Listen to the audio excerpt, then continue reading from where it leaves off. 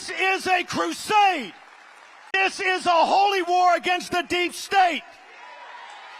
Donald Trump is our instrument for retribution. I don't want to hear Glenn Youngkin in a vest. I don't want to hear Kemp with his George accent. I don't want to hear it. Donald Trump is our instrument for righteous indignation. A crusade, a holy war. Trump is our instrument for retribution and righteous indignation. Yeah, he said that. One thing Steve Bannon got right about Trump is that he is an instrument. He's an instrument that fellow violent and power-hungry conservatives need to push fascism by way of Christianity. He screamed it right there like a Nazi, thirsting for a holy war, the Crusades, and revenge against enemies that reject fascism. But it's somehow not violent if they slap Jesus' name on it. But still, he claims, it's the Democrats' fault. They're trying to run the Christians out of the public square, and here's how they're going to try to do it. They're going to try to say, they're going to equate Christian nationalism with white supremacy and domestic terrorism. It's an age-old tactic.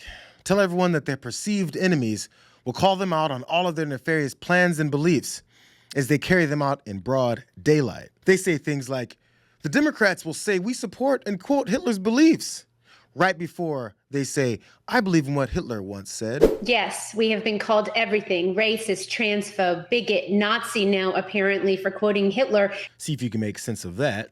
But there's more on this deep state plot, apparently, to label bloodthirsty Republicans Christian nationalists. You're a Christian nationalist.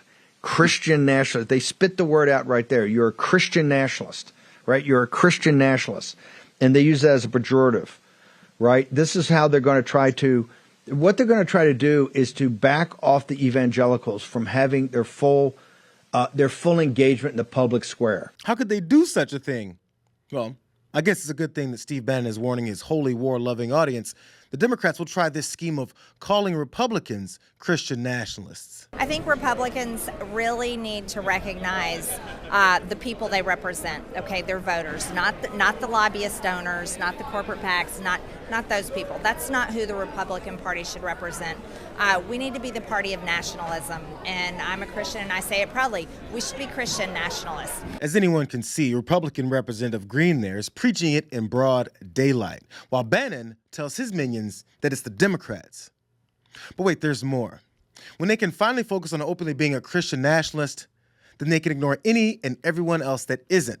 And that's when human rights get stripped. And when Republicans learn to represent most of the people that vote for them, then we will be the party that continues to grow without having to chase down certain identities or chase down, certain segments of people. When aspirations of ruling everyone based off of one group's religious beliefs becomes a reality with representation in office like this, Trump's henchmen, like Representative Matt Gaetz here, aggressively propose laws like this. In the coming days, I will introduce a national prayer in school law so that in every classroom in America, there will be time for students to pray if they choose. And you know what? This beautiful new Supreme Court that President Trump gave us just might uphold a constitutional law like that based on the values that this country was built on. Imagine the heads that would explode over forcing Muslim prayer in schools, while these fake Christians propose just that, but only for their religion. Let's go back to how Trump fits in this entire situation, though. Especially at the elite levels of evangelical activism, here's the thing that they had with Donald Trump. They had access and they had power. And the one thing that Trump was quite shrewd about is that he gave them an enormous amount of access. Spend any time around evangelical activists, especially if they have any following at all, and you'll see that they've got that Oval Office picture with Donald Trump with the thumbs up. He gave them access to that room. He gave them access to power.